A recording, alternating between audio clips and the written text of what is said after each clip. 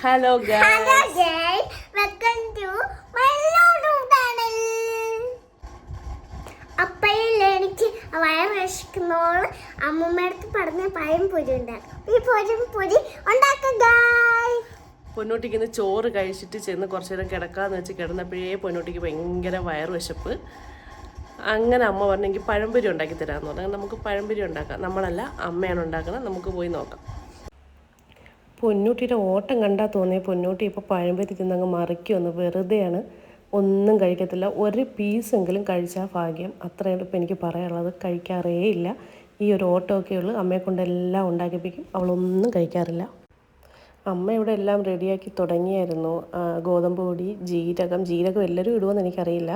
അമ്മ ഇതുവരെയും പഴംപൊരി ഉണ്ടാക്കിയപ്പം ജീരകം ഇട്ടിട്ടില്ല. ആദ്യമായിട്ടാണ്. സോഡാപ്പൊടി ഇടാറുണ്ടായിരുന്നു.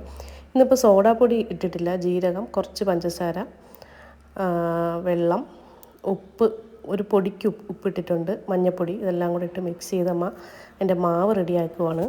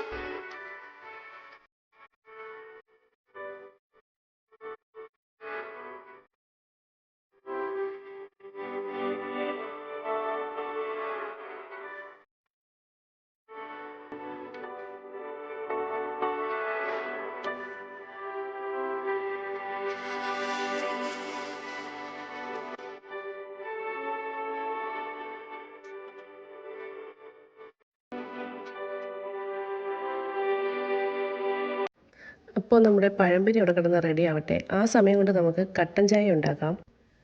ഇവിടെ എന്നും വൈകിട്ട് ചായയാണ് കേട്ടോ. ഇന്നിപ്പോൾ ഫ്രിഡ്ജ് തുറന്ന് നോക്കിയപ്പോൾ പാല് കണ്ടില്ല. പിന്നെ ഇനി കടയിൽ പോകാനുള്ള മടി കൊണ്ട് കട്ടൻ ചായ ആക്കാമെന്ന് വിചാരിച്ചതാണ്.